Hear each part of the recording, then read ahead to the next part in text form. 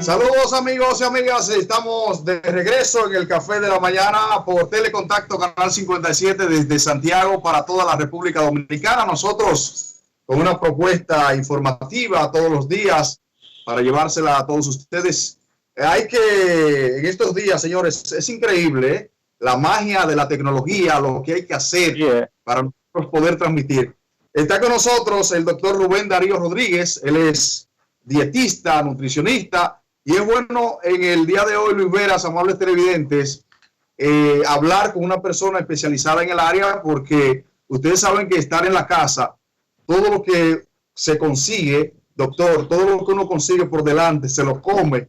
Y yo creo que hay que llevar y también aprender a hacer ejercicios dentro de la casa. Damos la bienvenida al doctor al Café de la Mañana. Saludos, doctor. Sí, buenos días. Muchas gracias por la invitación a su espacio de televisivo. Pues es bueno siempre destacar que eso es muy importante que lo conozcan, porque eso es básicamente que los seres humanos experimentamos esa ansiedad.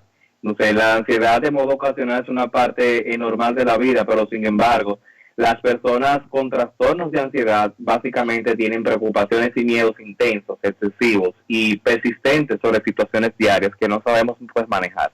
Entonces, qué bueno que me hayan invitado para poder ser pregonero pues de las buenas prácticas para evitar este tipo de condición. Doctor, debemos comenzar la entrevista. Tenemos ya 2 meses y algo de encierro en casa. Esto implica muchas cosas. Cuando en una familia de escasos recursos ya prácticamente se está agotando lo básico, lo necesario, lo que se pueda, ¿cómo controlar ese mecanismo de dieta, de comer saludable con lo poco que hay? O con lo poco que se puede conseguir. Lo primero, Luis, es diferenciarte, José Rafael, lo que es una dieta de un plan de alimentación. Cuando hablamos de dieta es todo lo que tú vas a comer, todo lo que tú vas a ingerir, ya sea que tengas sobrepeso, tengas desnutrición, o que estés embarazada, si es dama, o si sea un niño. Dieta es todo lo que tú comes, pero ya un plan de alimentación personalizado va directamente dirigido a la, pues, como lo dice el nombre, a una persona o un caso en específico. En esta condición, básicamente en esas personas que me mencionan, de escasos recursos, o que cualquier tipo de persona, porque a mí se me puede agotar la despensa, Luis. ¿Qué hay que hacer? Bueno, básicamente no sería el comer las 5 ocasiones al día, eso es lo que se recomienda, sino que podríamos en este caso utilizar solamente 3 básicas. Lo importante acá es garantizar ese aporte de energía en las 3 alimentaciones en el día con los nutrientes necesarios, ya sean proteínas, carbohidratos y también las grasas. Y sobre todo todos los micronutrientes que conlleva un plato de alimenticio.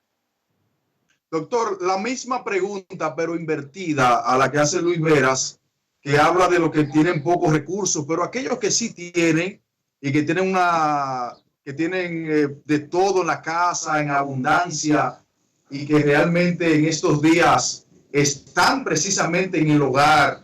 ¿Qué decirle, sobre todo cuando hablamos, usted introdujo la palabra de ansiedad, cuando todo lo que aparece en el medio queremos comérnoslo? ¿Cuál es la recomendación? Bueno, una de las primeras recomendaciones de la Organización Mundial de la Salud, de la OMS, cuando arrojó el parámetro nutricional en tiempos de cuarentena o coronavirus, el ser humano nunca había experimentado este tipo de procedimiento más en los millennials hoy en día. Tenemos que saber que el que tengas todos en la casa, la nevera llena, repleta la despensa, no es algo que va siempre a favor de nosotros. Pero ahí, respondiendo a tu pregunta, tienen que saber que son las personas que son más propensas pues a aumentar de peso. Y si a eso vamos, los estudios dicen que las personas que predominan en sobrepeso y obesidad son personas que tienen que no son personas de escasos recursos, sino personas que tienen siempre de todo y que siempre se van a lo cómodo, se adaptan a lo simple. Entonces por eso es que aumentan fácilmente de peso, y esas personas son las que van a ir recurrentemente a la nevera, a la cocina. Y entonces una de las recomendaciones que ha hecho la Organización Mundial de la Salud es que las personas traten de evitar hacer compras masivas o hacer compras innecesarias. Por eso es que es bueno hacer una lista previa al ir al supermercado, para así garantizar el que usted vaya a comprar lo adecuado, gaste poco, y que a la vez, si Luis o José Rafael quieren ir al supermercado quizás a buscar un cartón de huevos, que es algo simple, y yo me llevé 5, entonces tú no vas a encontrar. Entonces, son de las recomendaciones que han hecho para poder garantizar que esto sea una manera de supervivencia de manera inteligente. Bien, doctor, en esa misma línea de alimentación, ¿qué recomienda Rubén Darío más asequible? Porque todo el mundo entiende que un plan de alimentación es complejo. O sea, cuando le hablan de plan de alimentación, ya todo el mundo dice, eso sale muy caro, hay que comprar esto, hay que comprar lo otro. ¿Cómo podemos diseñar un plan de alimentación con lo que tenemos disponible en casa? Es simple, eso es simple. Lo que pasa es que estamos un poco satanizados cuando pensamos en un plan de alimentación. Pensamos que siempre vamos a poner marcas, que tú vas a gastar un dineral, pero no es así. Yo tengo pacientes de muy escasos recursos, en los cuales yo les puedo poner a ellos con lo que ellos pueden conseguir en la bodega, en el colmadito de la esquina, simplemente enseñándoles cómo combinar los alimentos. Eso es simple. Siempre, Luis, en esas bodeguitas o colmaditos siempre están abarrotadas de sardinas, de tunas. Entonces son cosas que normalmente no consumimos.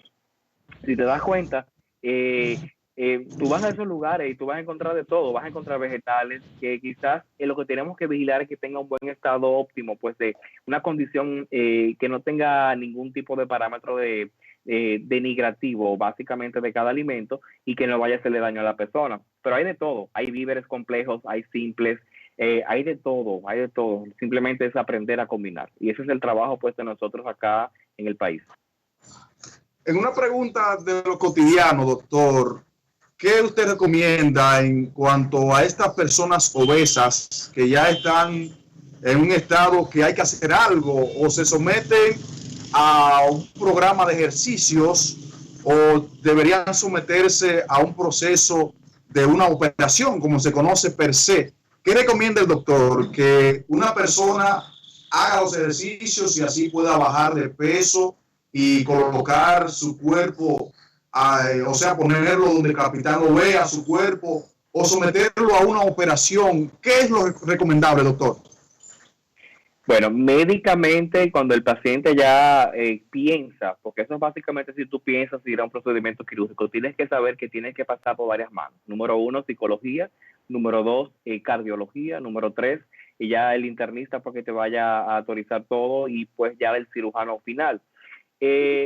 Todo aquel profesional que se respete, y valga la redundancia acá en el tema, tenemos que saber, sin entrar en ningún conflicto de interés, que debemos de tener preautorizaciones de cada campo de la medicina, con el objetivo de que no sea necesariamente un procedimiento quirúrgico, sino que hagamos las cosas por pasos. O sea, respondiendo tu pregunta a esa parte, con esto avalo de que lo primero que deben de hacer pues es acercarse a nosotros los que manejamos nutrición para poder garantizar que ese índice de masa corporal que esté encima de 35, que es en el caso cuando el paciente califica para un procedimiento quirúrgico, ya sea manga gástrica o algún corte, balón gástrico, un procedimiento invasivo hoy en día, tenemos que saber que son procedimientos que el paciente está predispuesto a una pérdida rápida de peso y que si cardiovascularmente está comprometido, pues puede ser de mayor beneficio, pero tenemos que también tener en cuenta que un paciente que baja rápido de peso puede tener muchas repercusiones en el futuro. Dicho esto, lo más recomendable es que el paciente se acerque a nosotros, baje lo más que pueda de peso y así vaya pues a un quirófano. Y así pues garantiza a largo plazo un buen resultado y pues conserva su bienestar tanto económico de la inversión que ha hecho y que normalmente también mantenga su hábito totalmente cambiado. Ahora bien, si es un paciente que no piensa ir a un quirófano, simplemente con un plan de alimentación, cambio de hábitos, es suficiente para que usted pueda lograr un cambio en sus hábitos nutricionales.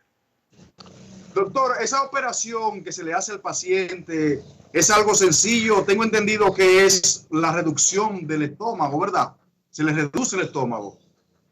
Sí, eso es manga gástrica. Tiene diferentes tipos de cortes el estómago, ya sea manga gástrica, diferentes métodos de Bill-Roth, que son ya los métodos, el tecnicismo quirúrgico que se utiliza, el dialecto, pero eso ya depende de lo que el paciente necesite o lo que se le pueda ofrecer, ya sea previa a la evaluación cardíaca que se le haya hecho. Entonces, a todo esto viene y la importancia está en que el paciente aprenda los hábitos desde antes de la cirugía, porque al momento en que tú tengas un corte, José Rafael, en tu estómago y tú no tengas ese hábito normal, natural de cuidarte, normalmente el estómago va a volver a crecer. y eso es lo que más sucede.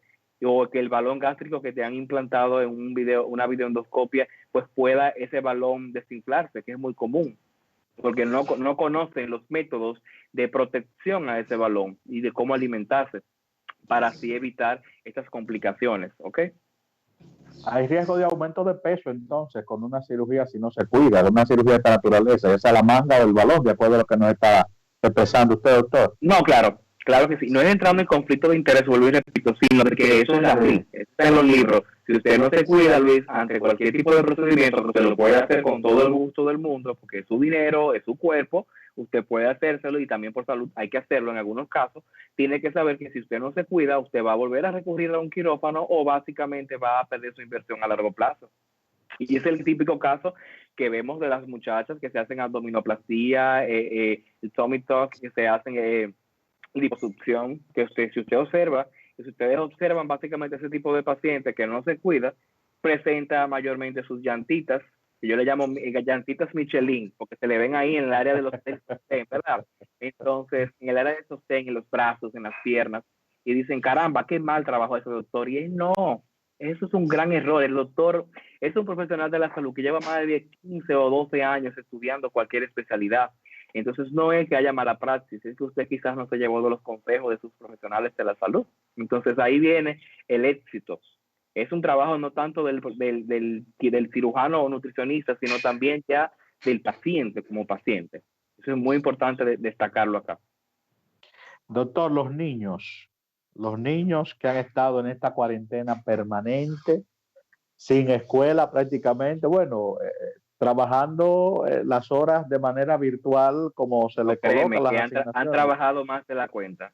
Hasta nosotros estamos trabajando más de la cuenta. Sí. ¿Cómo controlar los niveles de ansiedad de los niños, especialmente los adolescentes, que las neveras las vacían a cada momento, las despensas las vacían a cada momento? ¿Cómo manejar ese mecanismo de ansiedad con la comida rápida, esos telefonazos para que llegue comida rápida a la casa muchas veces, los domingos, ya desde los viernes están conectándose con eso? ¿Cómo manejar una alimentación saludable en ese sentido? Para empezar, los padres deben de identificar que si el niño está ansioso o no. ¿Cómo identificarlo? Si está nervioso, si está agitado, si tiene tensión, si tiene un peligro inminente, si tiene pánico, si aumenta el ritmo cardíaco del niño, si tiene una respiración acelerada, si tiene sudoración, temblores, sensación de debilidad o cansancio. Son cosas que nos dicen que el niño está presentando una ansiedad generalizada o algún tipo de ansiedad. ¿Qué tenemos que hacer? Que ese niño normalmente el niño, Luis, aunque esté en la escuela, es porque tenemos una descarga emocional los padres en este caso. Entonces, inmediatamente, lo que tenemos que pensar es que ese niño esté en casa y es lo mismo que si estuviera en la escuela, simplemente que no estamos conviviendo con él en tiempos escolares, en ese instante. Entonces, normalmente identificamos a los adultos como que el niño está agotando los alimentos, que está muy ansioso, que brinca mucho y es que usted no está acostumbrado a tenerlo todo el tiempo en casa. Entonces, tienen que saber que es lo mismo. Es un niño que se alimenta en su merienda escolar, su desayuno en la casa y cuando llega a la casa almuerza. Entonces es lo mismo que hay que hacer en la casa. Simplemente si un niño que está bien educado, que tiene buenos hábitos desde la casa a temprana edad, le va a garantizar que no va a tener ningún tipo de repercusión en este tiempo. Entonces, si ese niño se pone muy inquieto, pues ¿qué hacer? Esa es la pregunta. Bueno, eso es chulísimo. Usted le controla el aporte en la nevera, compra lo necesario, no compra de más, como decía al principio, compre más vegetales, compre más carnes, cuidado con los pescados por la cadena de frío que se puede romper y le garantizo que ese niño se va a alimentar con lo que usted tenga ahí en la casa y en la nevera, en cantidad, medida y lo necesario. Los dulces, lo menos posible, no cafeína a los niños, para evitar que esa ansiedad generalizada pues pueda manifestarse de peor manera.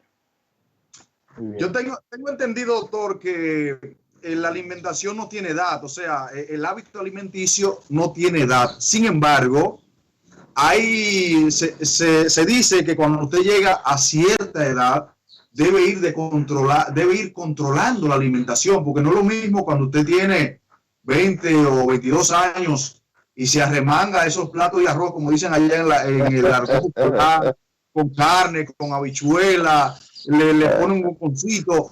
O sea, ya con chicharrón, sí, el estómago, según la edad, no va a digerir igual esos alimentos. Hay una edad específica para clasificar lo que usted se puede comer o lo que no se puede comer. Eso es lógico. Desde que el niño nace, recién nacido, tiene lactancia materna exclusiva durante los primeros 6 meses. Luego se le inicia, por ejemplo, la complementación, ¿ok? Con papillas, con cosas blandas. Eso para darme a entender hasta el punto que quiero llegar. En los niños ya, dependiendo de su edad, se le van agregando ciertos alimentos porque su desarrollo motor, psicomotor, permite identificar ciertos sabores, diferenciarlos para diferentes objetivos. Ya luego en la adolescencia, para el desarrollo genital, la pubertad, como todos conocen, ya luego en la adultez, ya sea que la dama esté en tiempo de gestación, embarazo, o básicamente un adulto que quiera tener quizás una familia, que quizás tener su esterilidad que no esté comprometida. Tiene diferentes tipos de alimentación. Ahora bien, si ya es un adulto que ya está llegando a los 40 años, ya el metabolismo basal que maneja cada ser humano desde temprana edad se va viendo alterado. Es bueno destacar acá que el metabolismo basal es una herramienta nutricional que nos va a garantizar y nos va a decir si el paciente tiene, en este caso, un impacto en cuanto al factor de actividad que tenga, el factor de estrés que esté presentando, ya sea enfermo o no. También va a presentar en cuanto al sexo de esa persona y también la altura y el peso. Son cosas que impactan muchísimo. Y ya hace un ejemplo, persona pasa de 40 años o más en las damas que tienen su menopausia, trastornos hormonales, el paciente inmediatamente va a presentar alteraciones en cuanto al metabolismo e inmediatamente tiene que cambiar el patrón alimenticio. Tenemos que suprimir ciertos alimentos, por ejemplo, carnes rojas en exceso, porque la carne roja normalmente dura de unos 2 a 3 días para sacar totalmente eso del cuerpo. No es que la dejemos de consumir, sino usarla 2 o 3 veces a la semana, no tanto. Y quizás no tan tarde en la noche, porque se recomienda que las cenas siempre sean ligeritas para que su organismo esté bien cómodo. Pero entonces, muchas veces, como tú decías, esa palangana de arroz, vulgarmente, como dicen, no es lo ideal. Tiene que aprender a crear balance en cuanto a los nutrientes. El arroz, un cucharoncito, legumbres, su proteína, su carne y sus vegetales. Al momento que usted se alimente así, no importa la edad. Si usted se alimenta balanceado, usted va a garantizar un buen futuro. Doctor, hay personas que sufren de alergia alimentar. Eso es un problema cuando la persona no es capaz de identificar qué le hace daño y qué no le hace daño. Yo creo que es un problema a veces para los médicos porque llegan estos pacientes con alguna patología y quizás sea algún alimento que le esté haciendo daño y la persona no lo sabe y quizás el médico no pueda identificarlo. ¿Cómo podría identificar una persona que algo le está haciendo daño, que es alérgico a algún alimento? ¿Cómo podría identificarlo? Primero hay que diferenciar dos términos, alergia e intolerancia. Sí. Yo hice un post en estos días referente a ese mismo tema. Un ejemplo, intolerancia, pues cuando el paciente presenta, como el nombre lo dice, intolerancia, ya hay distensión abdominal. Por ejemplo, la leche, que es lo más común, la lactosa. Distensión abdominal, náuseas, vómitos o diarrea espontánea o estreñimiento, en su caso ya rara vez, pues son reacciones adversas o secundarias al consumo de.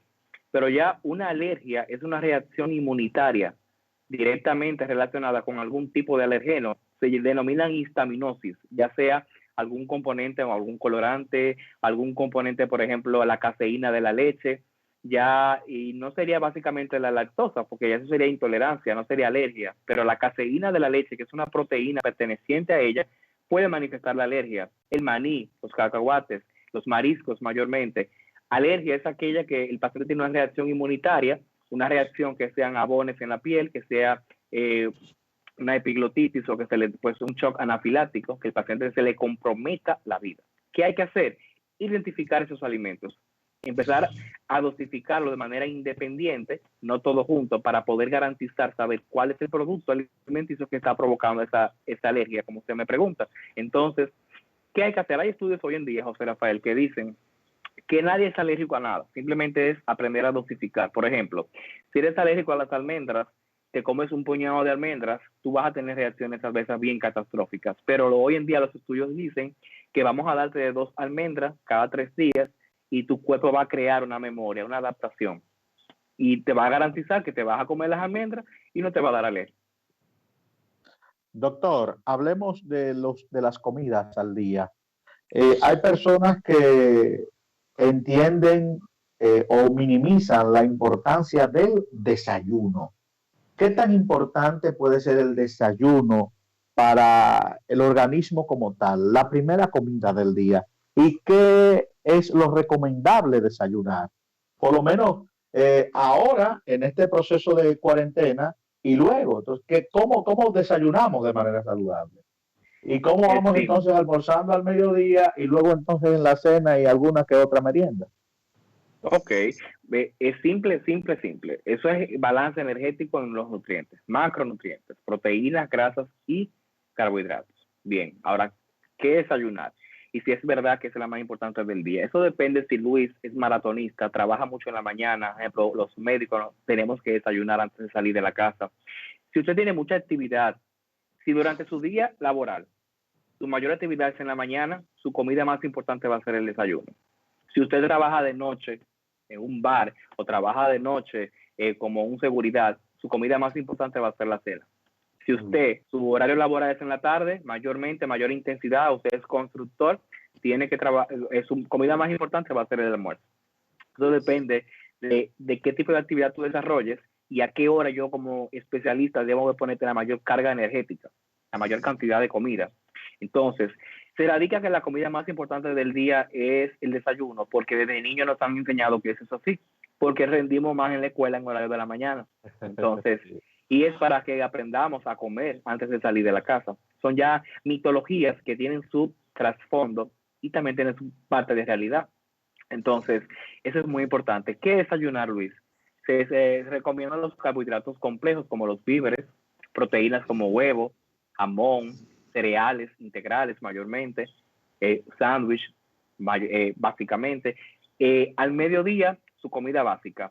Se contempla el plato, que sabemos un plato que lo ponemos en la consulta, el 50% vegetales y verduras, ya el 25% proteínas y el otro 25% ya sean básicamente las grasas, ¿ok? O no solo las grasas, sino también un complemento, porque hoy las guías dicen que un plan correcto es aquel que se complementa con 2 lácteos al día, con 5 porciones, de 3 a 5 porciones de frutas al día, y eso siempre va a depender de lo que queramos lograr con el paciente. Y una cena que está bien ligera, Luis y José Rafael, una ensaladita con una pechuguita, o un pavo, o un pescado, o un víver, un plátano, que es muy común en el país, pero cómaselo bien temprano.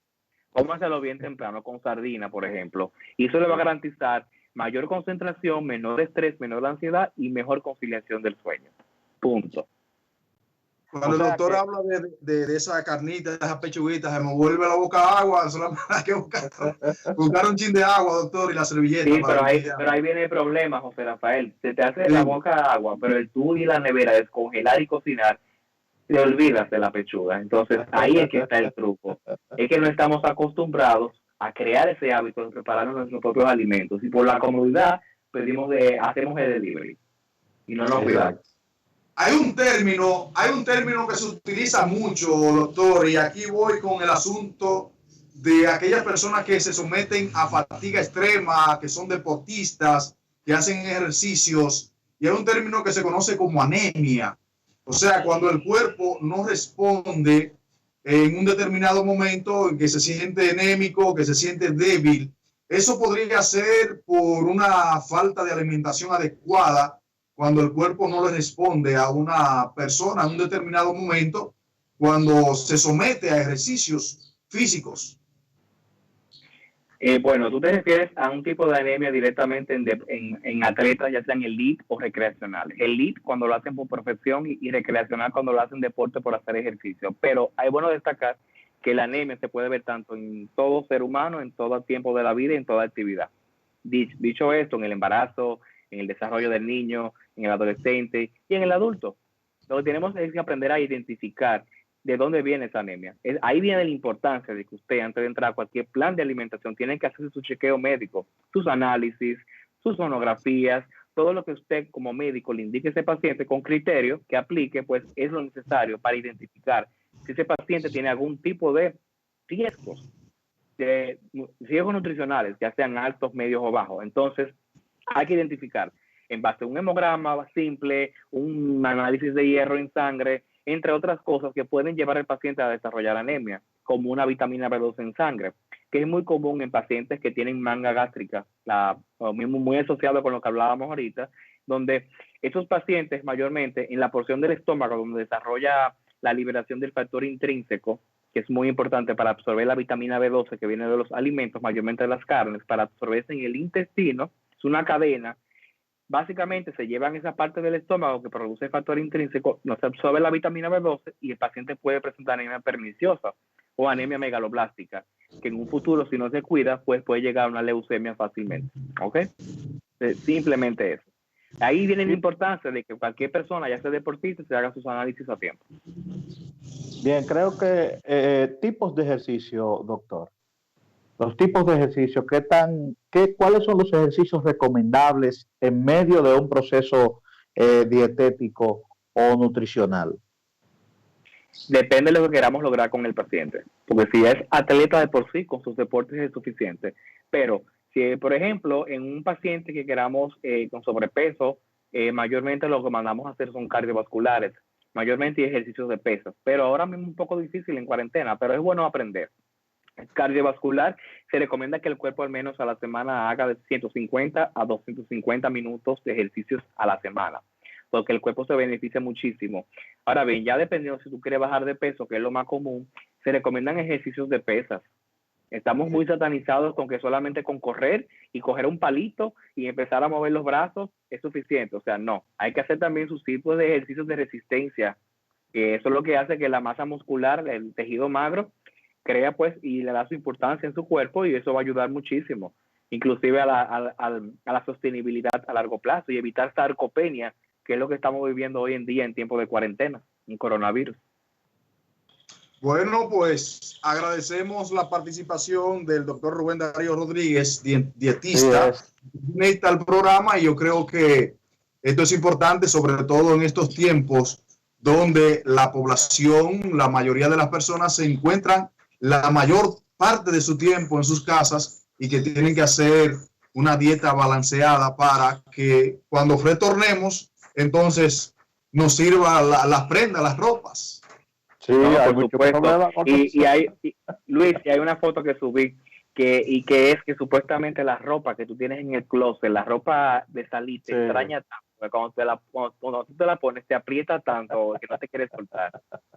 Así es. Vamos a compartir antes de irnos, José Rafael, el doctor, cómo pueden localizarlo, en qué institución labora, personas que estén interesadas en llevar su plan de alimentación, su plan de dieta, su plan de nutrición. ¿Cómo localizar al doctor Rubén Darío Rodríguez? Perfecto. Me pueden encontrar en Instagram, es la red más utilizada y más contactos rápidos, DR Rubén Darío R. Ahí siempre me van a encontrar. También está en Facebook mi página social de Dr. Rubén Rodríguez. Estoy también acá en Santiago en Magic Plastic Center en la Sursa 1, en la calle Alfredo Rojas Morales, número 27, en el área monumental. Ahí es que está mi consulta privada. Estoy todos los días allá, menos los fines de semana, claro. Y también me pueden contactar vía el teléfono de pacientes directo, que es el 829-560-0351, acá en la ciudad de Santiago. Y es bueno destacar que también manejo pacientes internacionales y también desde el interior. Muy bien, bueno, pues llevar su plan, ¿verdad? Sí, así es. Muchas gracias al doctor por su participación aquí en el programa. También gracias a nuestros amables televidentes que nos dan seguimiento día tras día en el Café de la Mañana. Mañana precisamente es otro día y estaremos en una entrega más de nuestro espacio. Hasta mañana. Muchas gracias.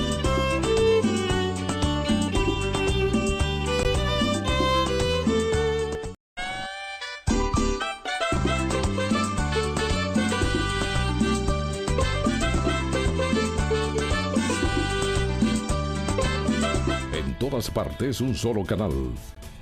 Telecontacto. La nueva era de la televisión.